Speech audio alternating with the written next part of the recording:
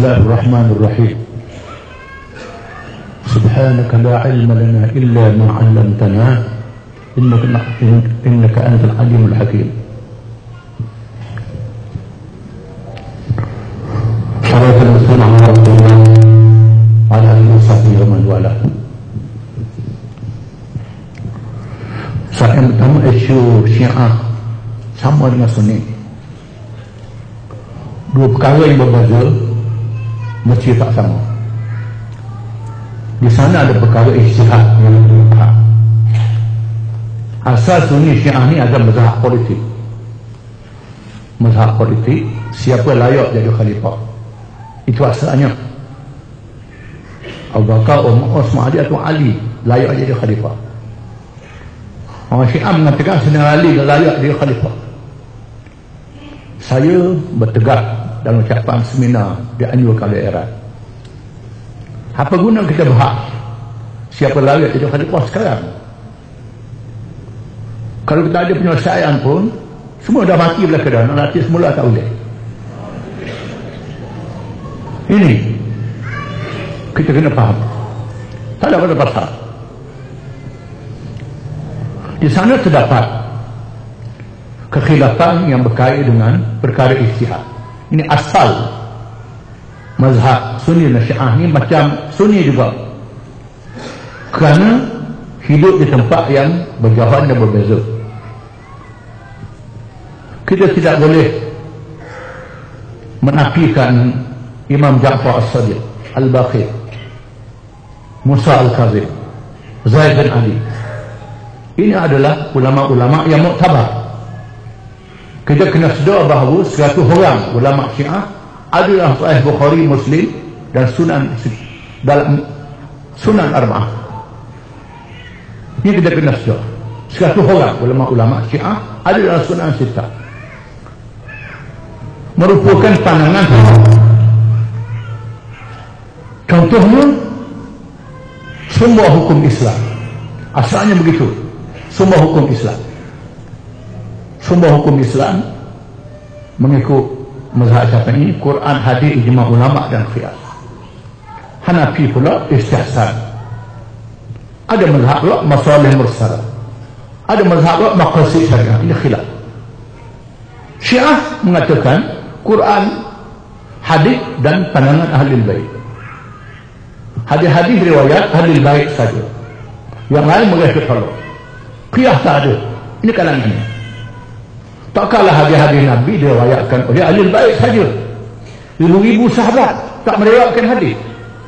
Di sini imam-imam hadis mengumpulkan hadis-hadis ini dan mereka lihat asalnya sanad-sanad hadis ini. Mana sahih, mana yang asal, mana dhaif, mana yang ditolak kerana hadis palsu. Ini berlaku dalam masyarakat. Namun generasi awal berbincang secara ilmu. Contohnya, bila Imam Syiah menolak qiyas, menolak istihsan, Abu Hanifah bermuzakarah dengan Al-Baqir. Muzakarah ilmu. Bengali banyak yang tak baca kitab-kitab ni. Syekh Abu Zahra menyebut dalam Tarikhul Mazahib, sejarah mazhab-mazhab, kisah yang sebut ini, Abu Hanifah pergi jumpa dengan Al-Baqir, imam mazhab Imamiyah Syiah di Madinah. Bila melihat Abu Hanifah, dia terus mengatakan, awaklah orang yang menolak hadis datuk saya Nabi Muhammad SAW dan menerima qiyas menggunakan akal. Abu Hanifah kata, saya nak tanya 3 soalan. Yang pertama, saya nak tanya makna kuat lelaki dengan perempuan. Al-Baqir kata, lelaki lebih kuat, perempuan lemah. Bagaimana pembahagian pusaka? Lidzakari mithlu hadzil unsayain, ayat Quran. Lelaki dapat sekali ganda daripada perempuan. Quran menentukan demikian. Dalam hal ini kami tak menerima qiyas, memakai nas. Sama juga, lelaki sekali ganda bersatu walaupun perempuan ada lemah. Inilah ilmu Allah Ta'ala. Yang kita tahu hikmahnya kerana lelaki banyak menanggung keluarga. Bukannya perempuan. Perempuan ditanggung oleh suami dia. Ini hikmah lelaki sekali ganda. Kalau saya pakai akal, saya akan kata perempuan saya diganda pesaka. Soalan kedua, kata wanita, saya nak tanya imam, mana najis antara, mana afdal antara sembahyang dengan puasa? Al-Baqi kata sembahyang lebih afdal. Bagaimana perempuan meninggalkan sembahyang dan puasa? Hadis mengatakan kalau perempuan meninggalkan sembahyang tak perlu qada. Kalau tinggalkan puasa kena qada. Kata Abu Hanifah, saya guna akal, saya akan kata kalau tinggal puasa tak payah yang kena qada. Yang ketiga, saya nak tanya, kalau saya pakai qiyas, saya akan kata tinggal sembahyang kena qada, tinggal puasa tak payah qada. Yang ketiga, mana najis antara air kencing dengan darah? Al-Baqi kata air kencing lebih najis. Kalau saya guna akal, kata Abu Hanifah, saya akan kata kalau perempuan haid tak perlu mandi, perempuan kecil kena mandi. Kena mandi wajib. Ini Nas mengatakan demikian. Saya tiba Nas. Kami juga tiba Nas. Bukan semua pakai akal belaka. Dalam perkara yang tak ada Nas, barulah guna akal. Kita kena sedar. Dadah tak ada dalam Quran hadis. Tak ada dewa ahli baik. Dadah ni perkara baru. Macam mana nak ijtihad? Iran hari ini juga mengharamkan dadah. Menunjukkan Iran memakai pendapat ahli sunnah. Kita kena sedar. Hari ini Iran ada pusat riset dia. Dia kaji semua mazhab, termasuk mazhab ahli sunnah. Ini kita kena sedar. Dia buat kajian-kajian ini. Di sana ada pendapat-pendapat yang dia tolak.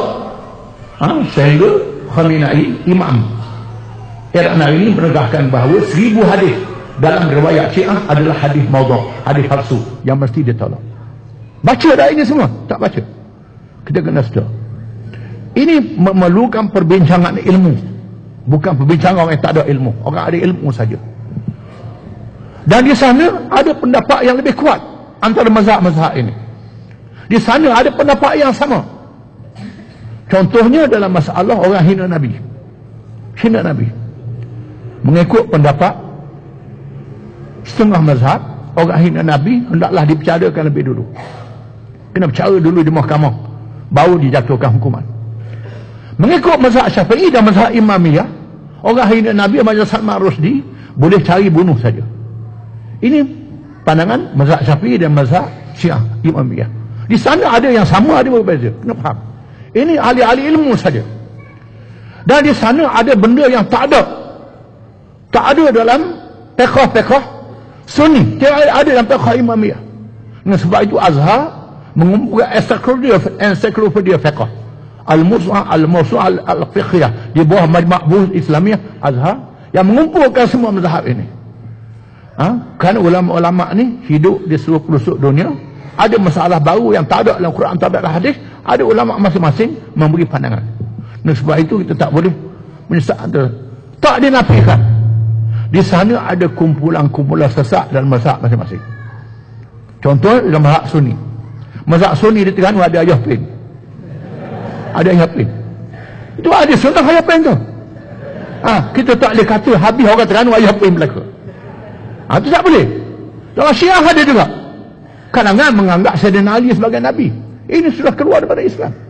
Ada mazhab menganggap Sayyidina Ali sebagai Nabi. Allah Ta'ala salah latih Nabi Muhammad, patut Sayyidina Ali jadi Nabi. Ini ada yang sesat. Malangnya kita ambil orang yang sesat ni, kita serang kakak rakan kita. Ini tidak boleh. Ini silap. Dan sebab itu perlu pada tahqiq pandang-pandang mazhab ini. Dan sebab itulah rujuk pada kitab-kitab yang muktabar, yang menghuraikan semua mazhab ini. Kita tak boleh kata mazhab ni betul, mazhab ni salah. Nabi kata barang siapa yang beristihad betul dapat 2 pahala, siapa yang beristihad salah dapat 1 pahala. Ini dalam perkara ijtihad.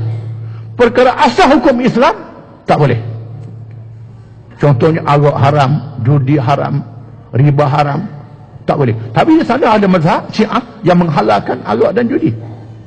Ada juga yang dalam Sunni Syafi'i, Hanafi, Hambali, Maliki pun tak boleh minum arak. Ini dalam Sunni pun ada. Ini semua ada. Kita tak boleh ambil benda yang tak betul yang ada ni dijadikan senjata untuk pukul antara satu sama lain. Sebab itu perlu pada kajian ilmu yang kita kena sedar. Ini serah pada ulama-ulama yang ahli dalam bidang ini.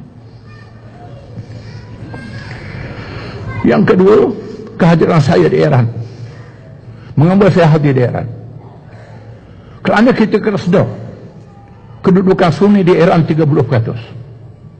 30% rakyat Iran adalah Sunni. Zahidan, Zabul ini Sunni, mazhab Hanafi.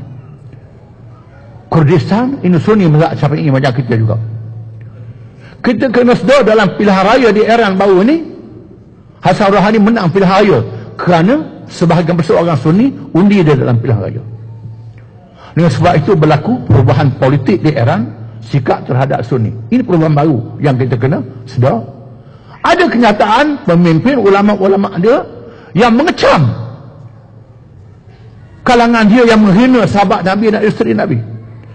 Malahnya ada yang fanatik dikum juga mengecam ulama-ulama dia juga yang menghalang benda-benda ini. Ini kita kena sedar.